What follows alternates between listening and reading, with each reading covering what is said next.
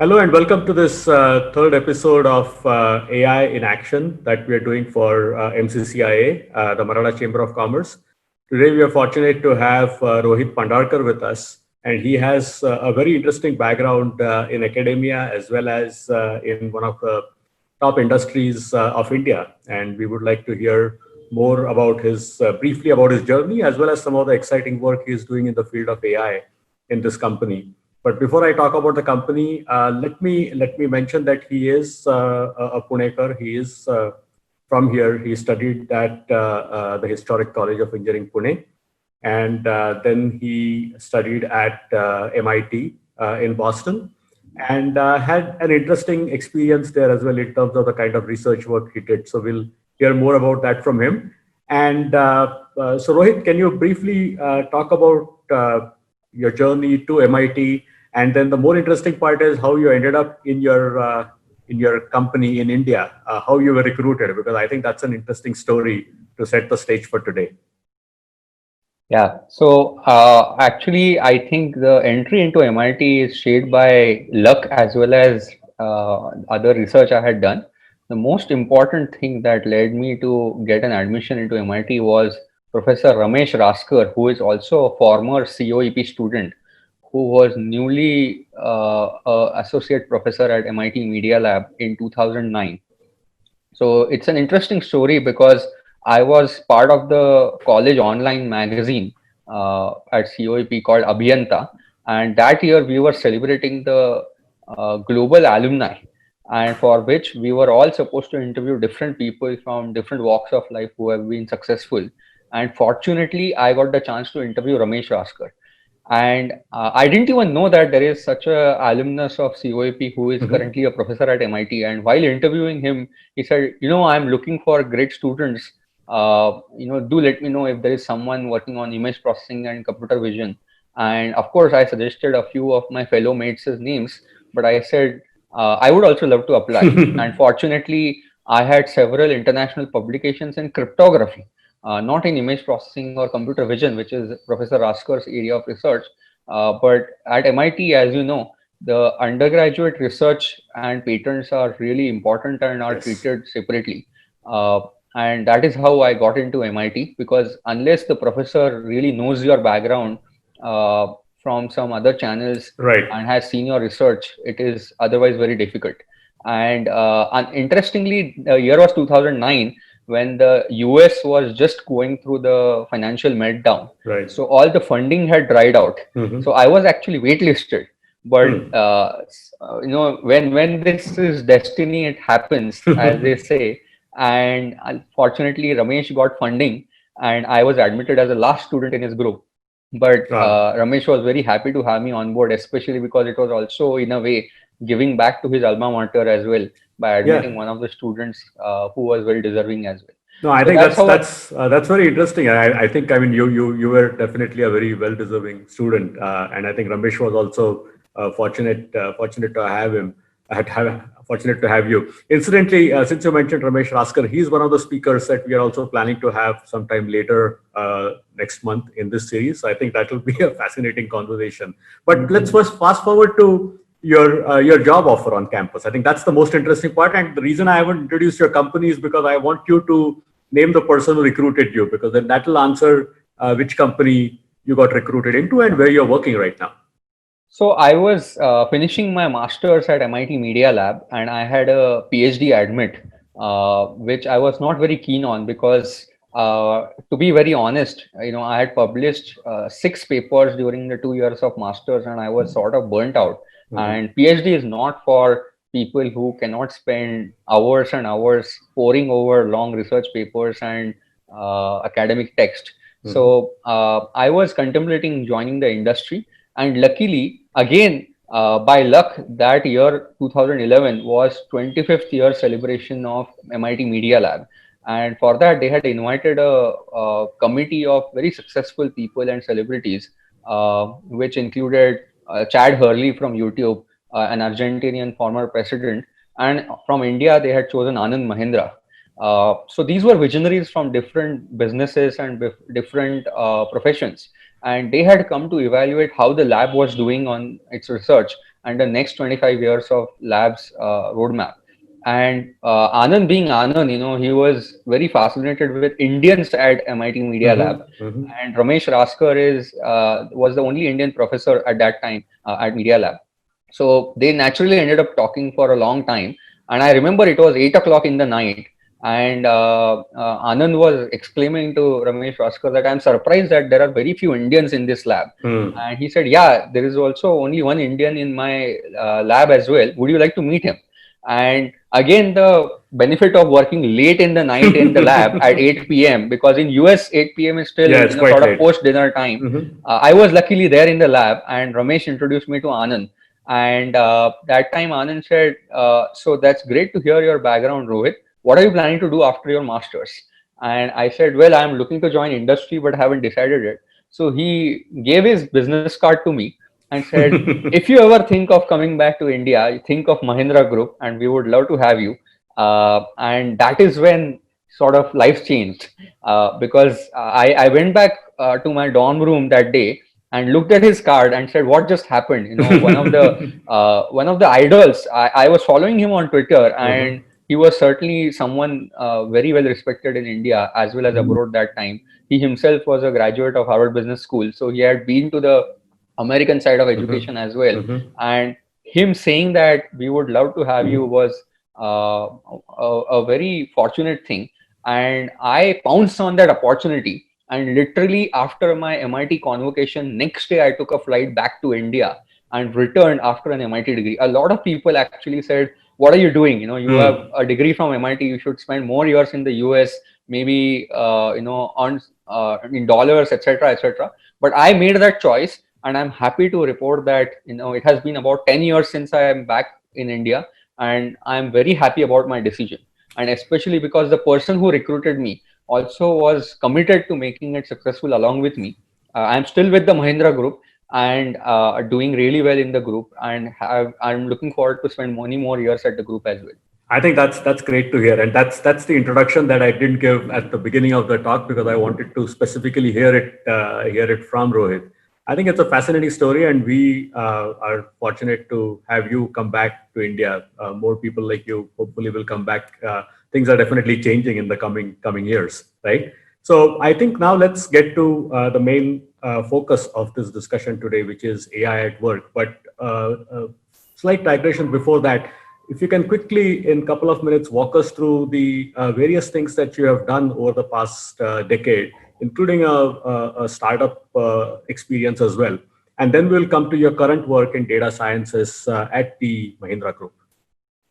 Sure. So one of the interesting things I did at MIT itself was a DARPA funded research on looking around corners, which is also one of the hallmark research from Professor Raskar's group, which is how can you build a camera that can actually see around the corners, around blind spots or blind turns, and still be able to detect the 3D image or the material that the object is made of and the size of the object around the corner.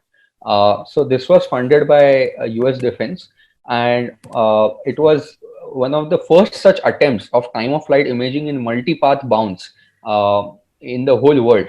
And it needed expensive equipment. So classic MIT research, right? You needed a $500,000 laser equipment. It was available in the chemistry lab's underground facility, which we had to book, and we'll get some slot at 2 a.m. in the night to use it because the chemistry students were given a preference always. So typical MIT research of first in the world, expensive equipments, but something that is useful for defense. And now has become a traditional work stream in the SIGGRAPH papers.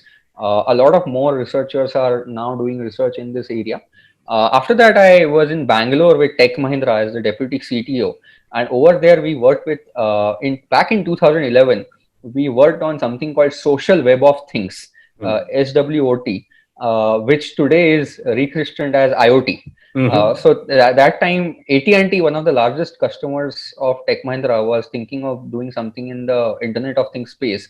And they also had Ericsson and Tech Mahindra as partners. And we built a system that basically had your things or gadgets in the house as your friends on a wall, just like a Facebook wall. on one of the apps or an AT&T IoT app on your phone, and your garage door is your friend, and your house AC or HVAC system is your friend on that wall. And the moment you start back from office, the garage door would say, I anticipate you arriving you at this time. I will be alert and let you come in whenever Inside, the number plate shows up. And same is the HVAC system. It says, oh, if it's winter, if you would take 20 minutes to come back from office, I will start preheating the house, etc. So that was the use case back in 2011 when IoT was not even a buzzword. Yeah. So we did that, and very interesting outcomes there, because AT&T was the largest telecom player supporting us in the US that time. So great experience. After that, I was also with Mahindra Sustain, where we set up a IoT based platform or a software platform called Machine Pulse, which tracks the solar power generation across multiple solar plants that Mahindra Sustain or Mahindra Solar had built. And we had multiple customers like Infosys, Finolex, etc. Through that. And we were actually competing with global players like Schneider Electric, Siemens, etc., who, along with their inverters or along with their equipments, offer this as a free service. So competing with them on revenue was a challenge. So it was also an entrepreneurial experience, so to say. After that, I set up a small entrepreneurial business within Mahindra Group, which was an AI platform, a do-it-yourself platform. And after doing that and handing it over to Mahindra Finance, I moved to join Headspin. Headspin is a San Francisco-based company funded by Google Ventures that was doing AI-based platform for mobile app testing. So how can you predict that your Twitter is going to crash or your LinkedIn is going to crash? Or, if you have experienced, you come out of the airport and try to open the Uber app and it keeps showing you circles. Right. That is the Headspin moment, as we call it at Headspin. And which is why the company was named Headspin, to remove such moments from the apps. And using AI, we were predicting when the app is going to crash and trying to avoid that to give a seamless experience while you are using Uber, Facebook, Instagram, etc. apps. So after that, I was back in the Mahindra Group. And that time, actually, interestingly, Mahindra Group was setting up the AI Center of Excellence at the group level. So I will. Yeah, I think I want to quickly pause you there, but before we get to your current Mahindra AI Center, I think what you have done over the past 7-8 years is just absolutely fascinating. I mean, you name a buzzword and you have worked on it, and not just at a 50,000 foot level. There are enough people who claim to have worked at a high level on all these buzzwords, but you have done real work all the way up to research, writing papers, to actually solving a business problem across multiple domains. And that's absolutely fascinating. I think each of your projects in each of these domains can be a long separate conversation. And maybe in future we should do it just so that we can do full justice to each of these areas. But given this vast background or experience that you bring in from different types of domains, from different types of application areas, including AI, now let's fast forward to data sciences at Mahindra, right? What was the driver to set up a dedicated team that you're essentially running? And this is, from what I understand, an enterprise level group. So this is something that cuts across the multiple Mahindra business units, right? So what was the driver in the minds of the decision makers, I'm sure Mr. Mahindra himself, to set up something like this? And what were the challenges, and how did you go about starting with it? I'm sure any new project is tough. And especially when you're dealing with, I won't call Mahindra an old style company, but definitely a lot of the businesses in it are what we used to call the old economy, right? It's automotive, though it has a big tech piece as well. What was the transition required to move, I would say, the entire organization into this area? Yeah, so that's an interesting story as well. Actually, from what I understand and what I've been told, it was year 2016 when Trump got elected as the president of the United States. And that actually had something to do with me joining Mahindra as the head of AI. And I'll explain how. That's interesting. So as Trump got elected, there were a lot of stories around Cambridge Analytica and Facebook data being used to micro-target audiences for political benefits. And everyone knows the rest of the story as to how that panned out. And what is, however, still amazing is people managed a massive victory using technology and AI and data from very little information gathering. So if you actually go to the roots of Cambridge Analytica, there was a Cambridge project that was running called mypersonalitytest.org, a seemingly Innocuous. simple, innocuous project that was like a quiz, a personality quiz on Facebook that just interviewed a few 100,000 people on whether they like this movie or that book or this singer, etc. And that was used to build a model that will define the political affiliation or inclination. Right. And that, when run over millions of audiences on social media network data, led you to believe that these are the people who are anyway converted and these are the ones who are not, etc. So several people forwarded these articles to Anand as well as the Mahindra management. And overall, at the leadership level, people thought, well, if the United States presidential elections are being driven by data, imagine what would be happening to businesses, because they are the first ones to adopt. Politics is sort of relatively a laggard in adopting technology, and also a difficult space to adopt. But businesses, especially in the US as well as in India, would be very quick to adopt this. And the need to use data as an asset was becoming clearer and clearer around that time. And hence, there was a decision to set up a group-wide center of excellence in data science and AI. And since I had been working with the group, had the MIT background in AI as well as several other projects that I had done with the group, was what attracted me also to join the group and take up this position. But there is something more interesting there which I want to share with your audience. The way we structured the setup of this data science center of excellence.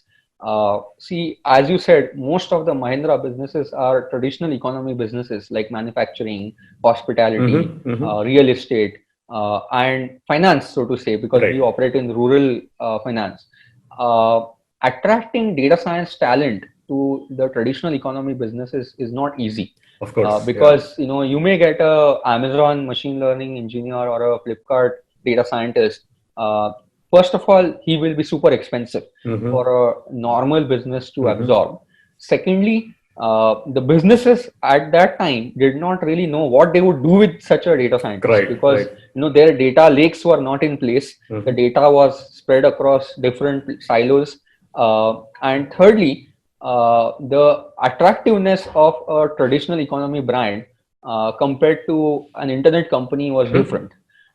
So what we did was we set up a data science center of excellence at the group strategy office, which is a consulting arm full of consultants from McKinsey, Bain, BCG, etc., which has a very strong peer group.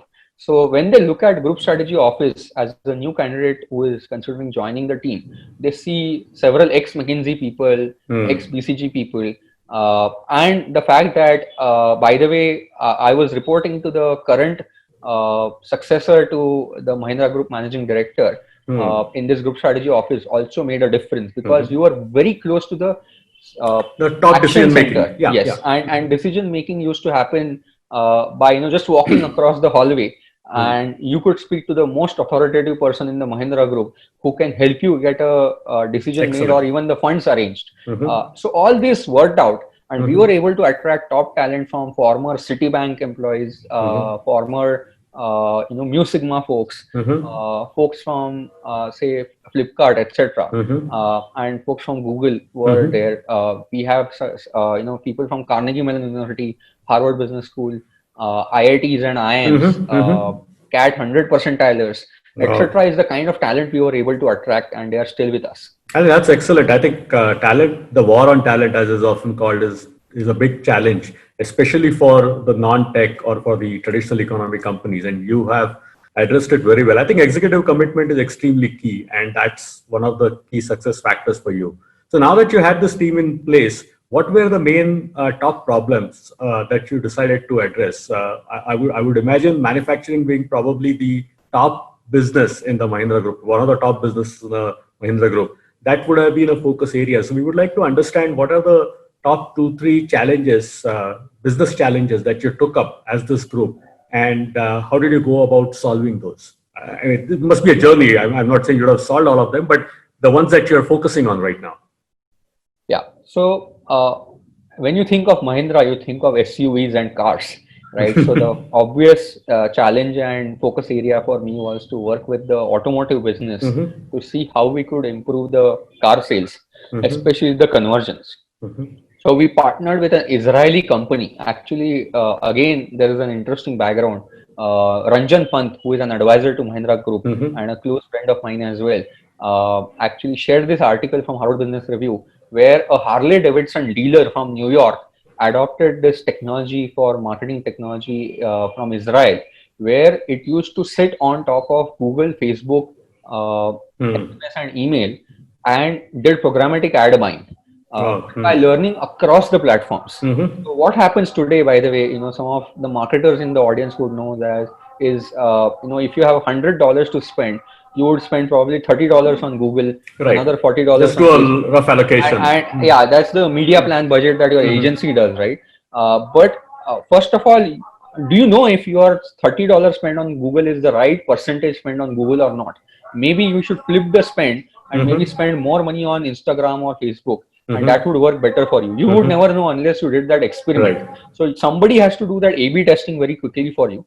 Second thing that has to happen is the learnings from Google are never shared with Facebook, or the learnings from Facebook are never shared with Google because they are treated as walled gardens. Right. Somebody has to sit on top of all these platforms and learn from platform A, platform B, and platform C, and then cross-pollinate the learnings. For example, what are the learnings for Mahindra cars? I'm just giving some crude examples. They may not necessarily be true, but let's say people between age group of 30 to 55 in certain cities who use an iPhone and also use a Safari browser, who are browsing on a weekend after 8 o'clock in the evening, are very highly likely to book a test drive for a Mahindra car. Let's say, just as an example. Now, this learning, if you get from Google, might very well be translated into the Facebook ads, and I might improve my conversions. But that doesn't happen unless you have a super platform on top of these ad platforms.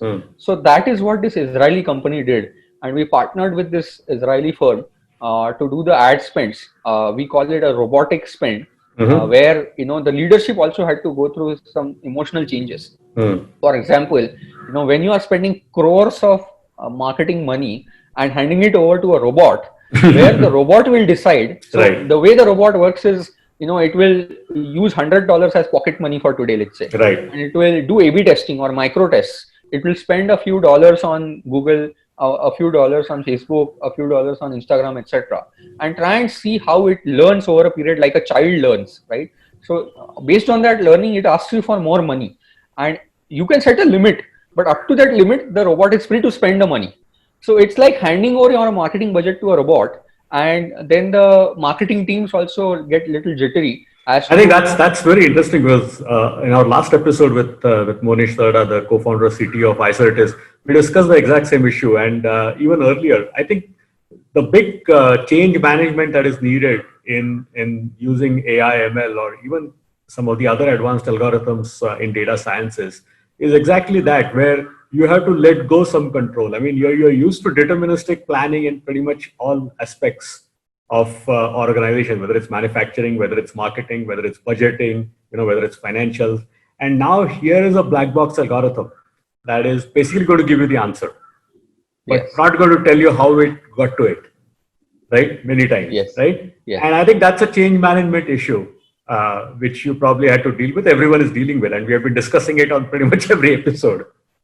Right. So, but luckily at Mahindra, the leadership was very conducive to these kind of changes and adoption, because I think it is driven from the top. Anand himself is such a tech savvy person that nobody would say that I don't want to use a robot for my marketing. Everybody actually wanted to. So my happiness in the current role is that everybody wants the AI to succeed at Mahindra. We sort of were contributing through our own means to see how we can let the robot do better, and actually the robot succeeded. We tried different geographies, we tried different cars. I cannot go into more details, but I can just share that our cost per sale behind every car was significantly brought down by this AI. So for example, if it is brought down to half, just as an example, I'm saying it is equivalent to giving the chief marketing officer double his budget. Exactly. Because your CPS has come down to half. Correct. And in this competitive world, where especially in automotive, it's a neck-to-neck competition for every eyeball Mhm. on online purchases that happen, or at least the test drive bookings, data and use of AI has become really crucial. So I think that is the that's first place where we were able to right. influence through AI. The second bit I would like to talk about is another listed company of Mahindra called Mahindra Logistics. Mhm. So actually, when I was working with the CEO of Mahindra Logistics, the company was about to go for an IPO and they were doing investor roadshows. And I'll very briefly explain what the business does. Basically, Mahindra Logistics is a third-party logistics player where it says, let's say, if Samsung wants to transport televisions from the port to Mhm. different wholesale distributors of itself, and they would come to Mahindra Logistics and say, can you transport our goods from place A to place B Mhm. and let us know what is the rate at which you will do this transport.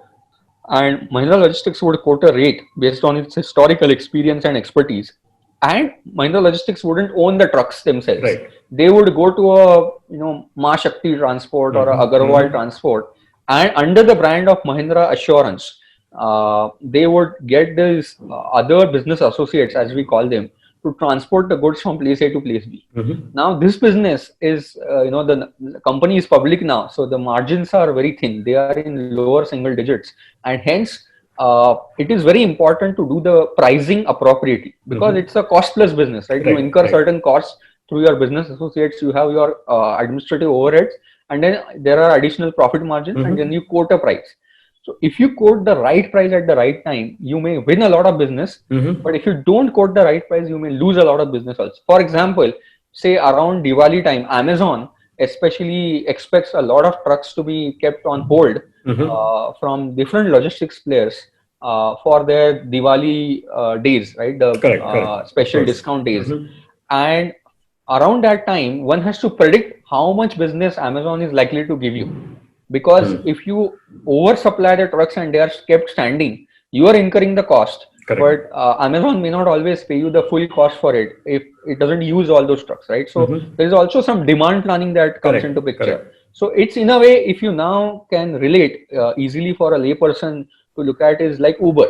So Mhm. every ride is a different ride, and you have to Correct. dynamically come up with the pricing for that ride, as Right. well as you have to do demand supply planning. Correct. So what we did was we dug through the last 3 to 4 years of trucking data of that company and built a machine learning model that will predict or recommend an appropriate price at Hmm. which the deal should be done. So the deals are done at per ton per kilometer basis. Mhm. So PTPK, it's like 7.5 rupees, or say 8.5 rupees, or 8.3 rupees. It could be a small fraction, Mhm. but that has to be arrived at very accurately. And using Mhm. machine learning, we were able to make a big change from heuristically and manually coming up with people's experience to an Mhm. institutional algorithm that will learn over the period. And I want to highlight here how the market perception and investors also start looking at the companies differently when such things Mhm. happen.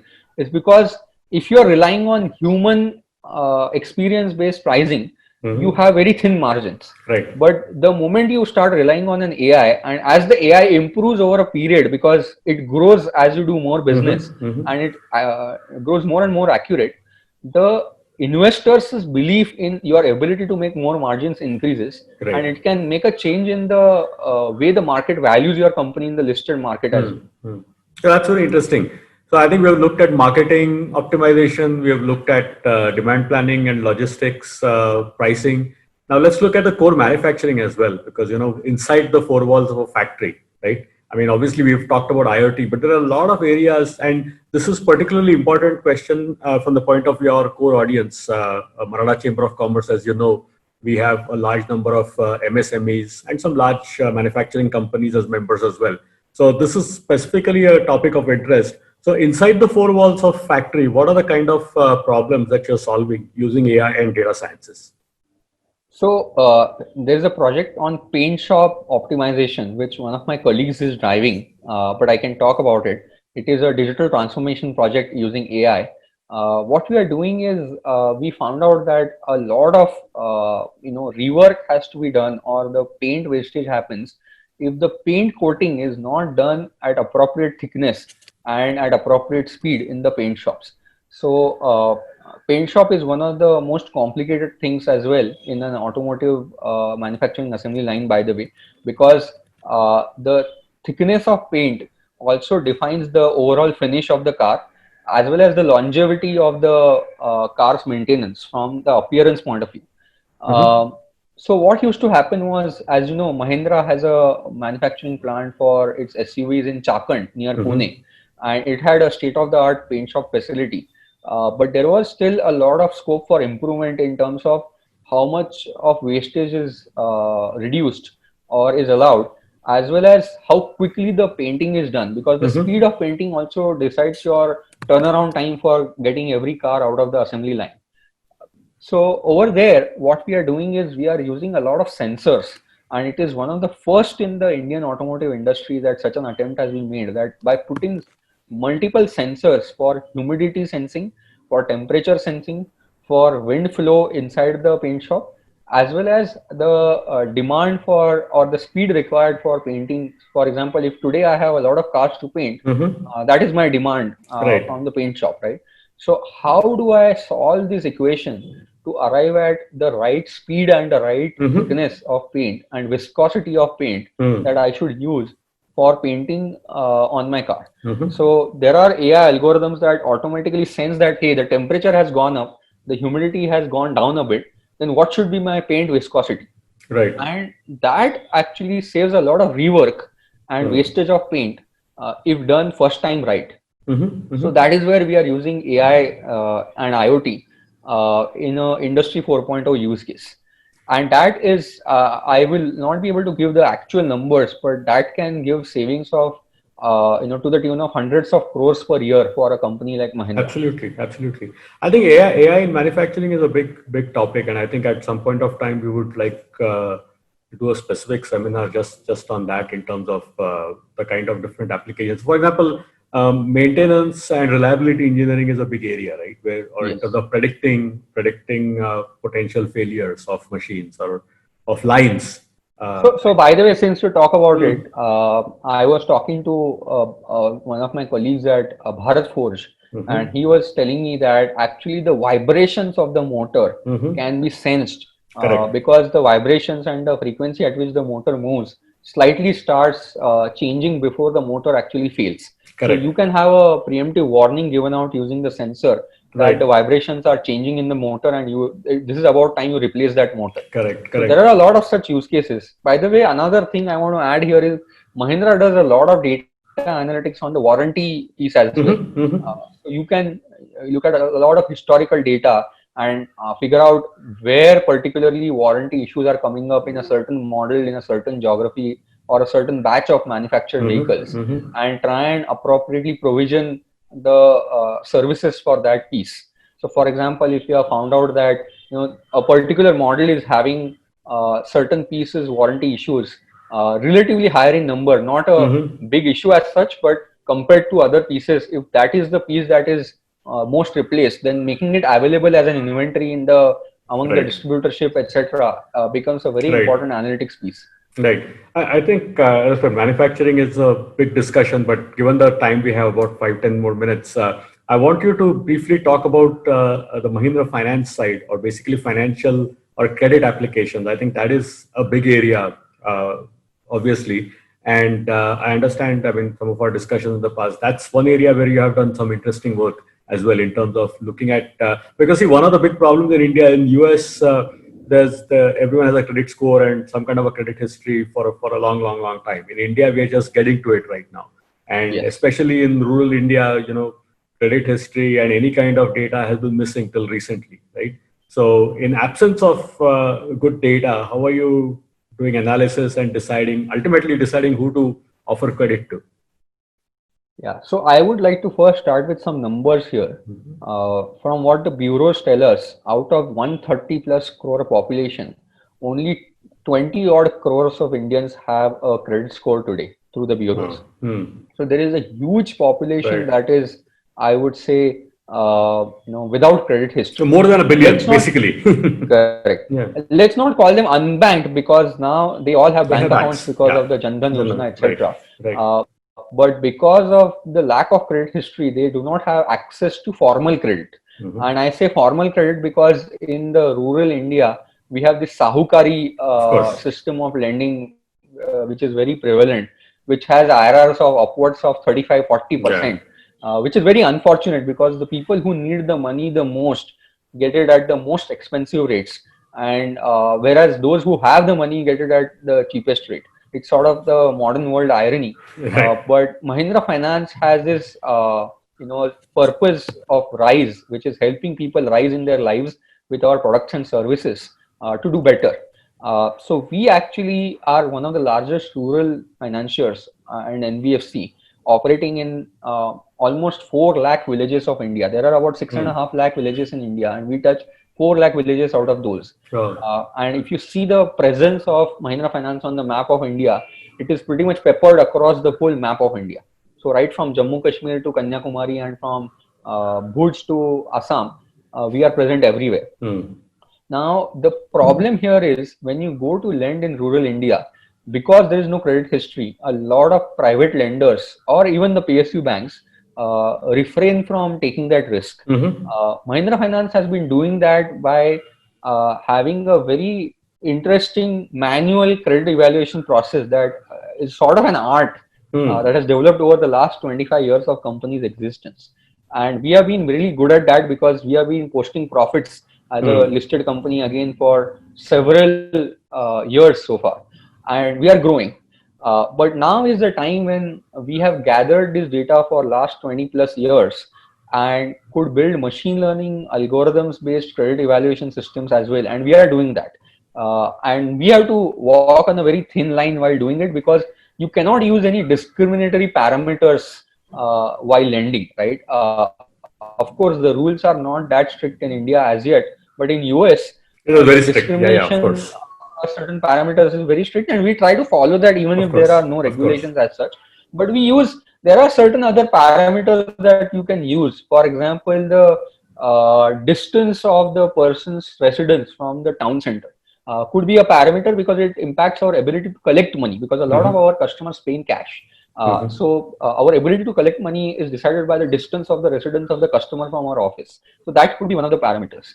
Another parameter could be what periodicity is he going for. We have products which have monthly periodicity, quarterly periodicity, as well as half-yearly periodicity, especially for farmers who have a half-yearly cash flow whenever the Rabi and Kharif crops come up. They need a differentiated timeline of EMI repayment. Right? If you ask a farmer, pay my EMIs every month, he probably doesn't have the cash flows that will match that sort of outflows. Right. He will show up as an NPA in the normal parlance. If you have a half-yearly EMI product, actually those farmers end up being really good customers.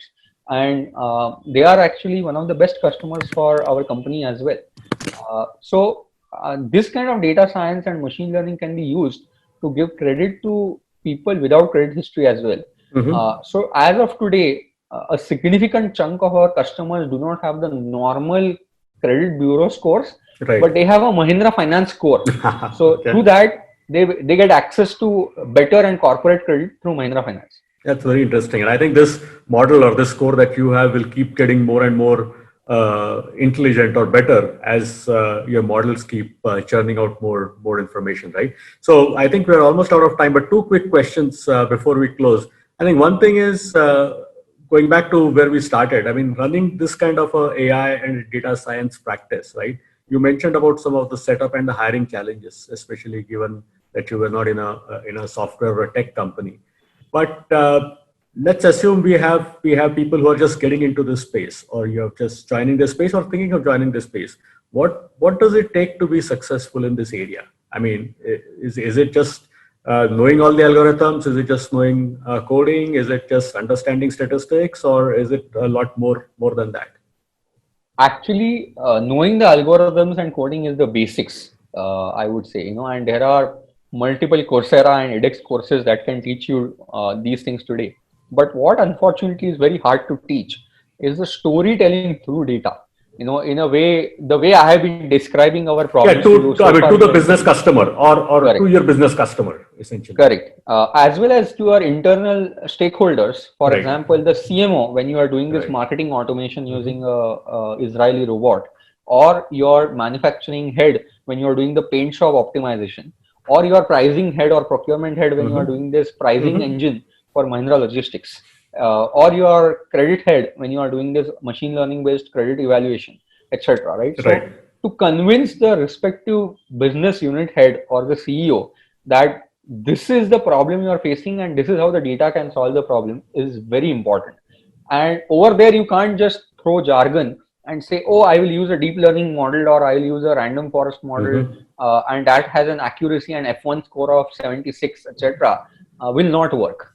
What works is being able to tell that, hey, in this particular branch, in this particular dealership, the loans that we are giving are typically converting into NPAs. And this is the reason for that. Why don't you do a corrective action here? And let's observe for a few months and see that if the corrective action has yielded good results, our hypothesis was correct. And hence we can keep replicating this. Yeah. So that is data storytelling and problem definition is one piece of skill. The second skill I would say is the control and experiment design. The design of experiments is really important. So for example, my boss always tells me, Rohit, if you have done a project with data science or machine learning, you should be able to attribute the impact to that project as well. It shouldn't be that, for example, if Mahindra is Diwali time and Mahindra sold more cars, I cannot just say that that was the success of this Israeli robot that we brought into the picture. Right. So how do you attribute that? So you do A/B testing or control and experiment group where you say, in some places I will not apply the robot and in some places I will apply the robot. And I'll compare the results on both the experiments and see where I have done better. So that all other attributes being the same, I can say that actually because of my machine learning algorithm, this impact has been achieved. So that's the second bit. The third bit that is also important, and I am very thankful to our managing director of Mahindra Finance for that. He said, Rohit, someone like you should take the P&L sheet of the company and actually evaluate what are the most loss-making items and profit-making items for the company and try and attack all of those with data in a descending order of impact. So, for example, how can you improve the return on equity of the company? If you start asking those questions, a lot of times the data scientists are busy just accepting the spreadsheets that come to them and trying to churn out some analysis or algorithms out of that. You should start from the first principles. You say, okay, what is the return on equity for my company? If I have to improve the return on equity, what are the parameters? For example, in a financial services firm, the NPAs are highly correlated to the return on equity. So how do I reduce the NPAs? From that, then I start analyzing the contracts that do not make me enough returns. And I try to identify a patch of contracts or a segment of contracts that need improvement and then start focusing on the ground level issues. So this is how you do top-down analysis of an issue, right from what keeps the management awake at night. I think three excellent points. I think the first point is especially important, not just for data sciences or machine learning, but any technology improvement project, in which is you need to do the business storytelling. You need to look at the end business problem, right? Instead of most technology people want to implement technology or write some code and move out, right? Rather than solving the business problem at hand. I think the focus on business problem is extremely important.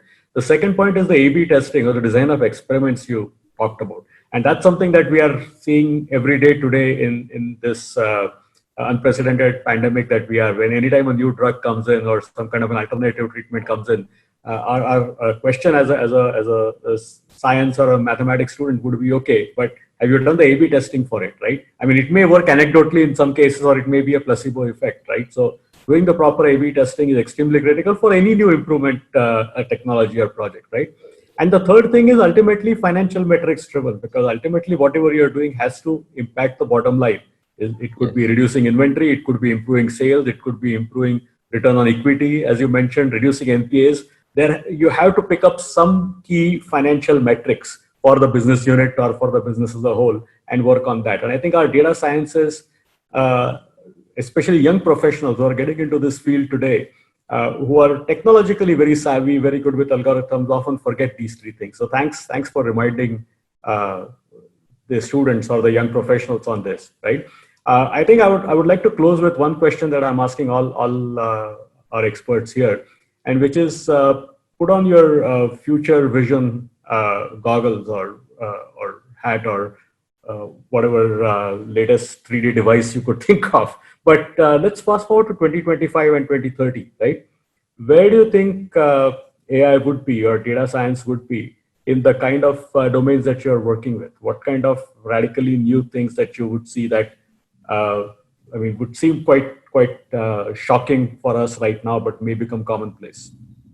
So I would say the lens into the future is easy to have by having a look at the research labs or the world-class research labs of the world today, because what they are researching today would become a reality in another 5 or 10 years. So if I go back to my MIT Media Lab or MIT CSAIL lab, the Computer Science Research Lab, what is happening there is very interesting. The first and foremost research that is happening there today is on deepfakes, which is, if you actually interestingly go to this website called thispersondoesnotexist.com, and every time you refresh that page, it shows you the face of a person who doesn't exist but has been conceived by an AI. So it is an AI is just imagining a real person's face, and that person has never walked on this earth.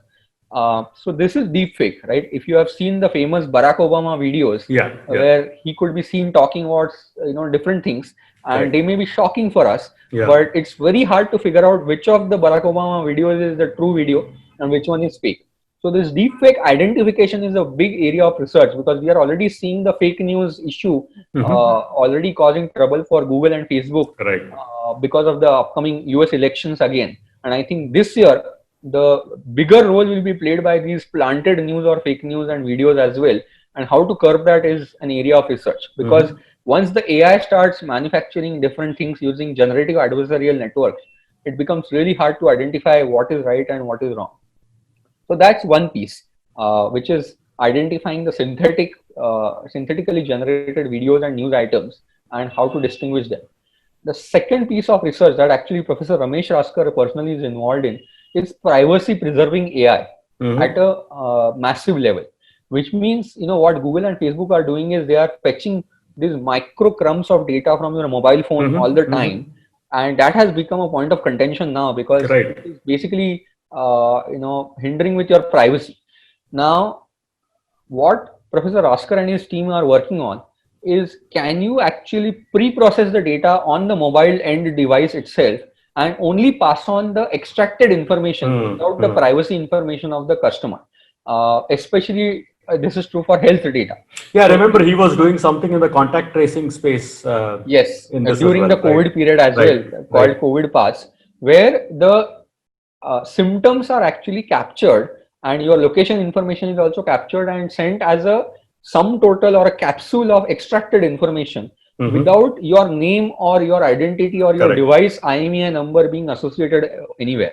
So that way you can still do distributed learning without having the information on privacy details of the end user. That is a very interesting area. And I think in the future, we'll see more and more of that coming from the technology giants like Apple, Google, Facebook, Amazon, etc. Because this is the future of ad tech. Right, absolutely. Because if you see, the European Union has come up with very stringent rules already on GDPR. And I'll tell you an example. I had recently subscribed to a newsletter for a company from Europe. And I think 1 year had passed by. And they very innocently sent me an email saying, oh, by the way, 1 year has passed by. We still have your account details and email information and password. Would you like us to retain that? So they have to ask for a permission if 1 year has passed by. Wow. And that is just for a newsletter subscription. Imagine what would happen to all these ad companies if they have to keep storing your data and your cookies for a longer period. Right. That's interesting. What about manufacturing? Where do you see manufacturing and AI in the next 5, 10? So we recently did a trip to San Francisco and met a company over there called Drishti. Okay, and it is actually called Drishti because it is an Indian word and founded by an Indian origin person over there. What this Drishti does is, its biggest customers are the manual assembly lines in China or manufacturing assembly lines in China, and they have this solution where you place a small web camera on top of the manual laborer's workstation, and that camera observes what you are doing and sends this data to say cloud on Azure or Google Cloud and uses deep learning to identify every manual step that the person is doing. So let's say the person is assembling an iPhone. So what some of the people might be doing is taking the back cover of the iPhone and putting it over the rest of the iPhone and screwing it back. So that's a simple step. But there can be some mistakes that people do while doing this step. Maybe they put the cover upside down, or they don't tighten the screws strongly enough, etc. Or they put the wrong screw in the wrong place, etc.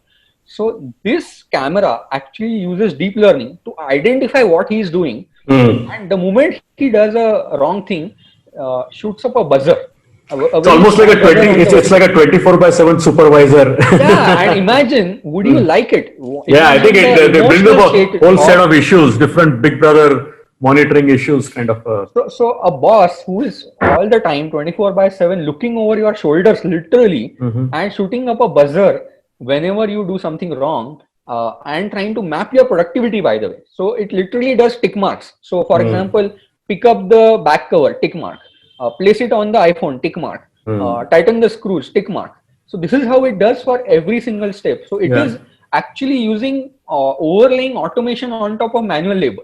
Right. So while we have not gotten to a level where the robots themselves will do everything, right, they're at least at this hybrid stage where robots will at least oversee you. So that is, and by the way, this company is already in existence and has plethora of customers from Chinese assembly lines. So, and I'll end with an interesting quote. I asked him, when do you want to come to India? He says, I will come to India only when two things happen. One is when the salaries of the veg workers cross a certain high threshold. Because in India, the problem is the salary of an actual manual supervisor itself is much lower than the computing costs. Correct. See, because for doing deep learning and all, the cloud computing costs are very heavy.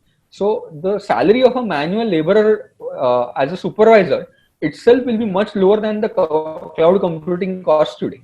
So first the salaries have to go up, and second thing is the computing costs have to go further down. They are already very low, but they have to go to 1/10 of what they are today for this whole equation to work out. And that sort of made me have a sigh of relief that at least this disruption is not coming anytime soon to India, because it is important for the social fabric to be maintained. Yes. Right? If you see, most of the employment in India is manual laborers in manufacturing companies, and if this sort of thing starts happening, it will lead to a lot of job losses as well. But it is not happening, at least for the next 5 years, for the equation to work out. That's fascinating. I think there are so many interesting things that we can talk about, but this is these examples are good points to end on. So I think Rohit, these were some great insights that you have been able to share. As I said, a lot of these individual points could be separate discussions in detail, and I think we would love to do separate sessions in the coming months with MCCIA to cover some of these specific topics. But for now, thank you very much for participating in this session, and look forward to seeing you in person soon. Yes, after the COVID period. Absolutely. By the way, Amit, thanks for giving me this opportunity to be on this stage. I know MCCI is a very reputable platform. So I'm very glad to be on this stage, especially through a webinar. I hope more and more people will benefit from our talk. Thank you very much.